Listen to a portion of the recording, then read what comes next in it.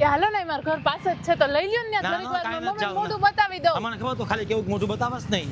મને બધી ખબર પડે શું તમારું કઈ કહું નહીં એટલે તમને નથી લેતા ને હવે મમ્મીને. તું મારું શું કે મારી પાસે 10 કમ્પ્લેન છે કેવા માટે લઈ મને લે કાંઈ અહીંયા. થોડી કઈ બીક લાગે કે તારા મમ્મી પપ્પાથી. હા બસ હાલ, લઈ લઈ લ્યો લો, ને હાલ, ખાલી જા. ખાલી મોઢું જ બતાવીશ હાલો.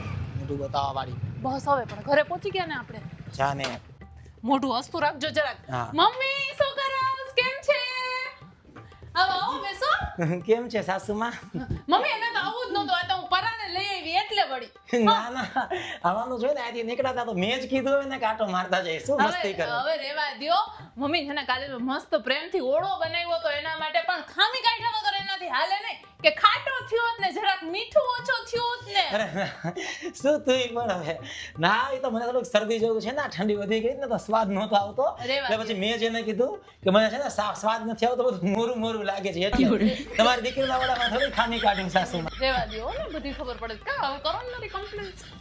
શું કમ્પ્લેન બહુ કહેતા હતા, કઈ બાપા કમ્પ્લેન કરો કર્યું. અરે, બહુ પણ બહુ મજાકી છો કાંઈક ને કાંઈક મીઠી મીઠી તકરાર જે છે એ કરતી જ રહેતી હોય તમારી દીકરી એટલે હું લકી છું ને હાલે મોઢું બતાવી દીધું ને હાલે જાય મોડું અઘરું થાય પડ્યું, અઘરું પડ્યું. બેસો ને કા બેસો ને હજી થોડી વાર.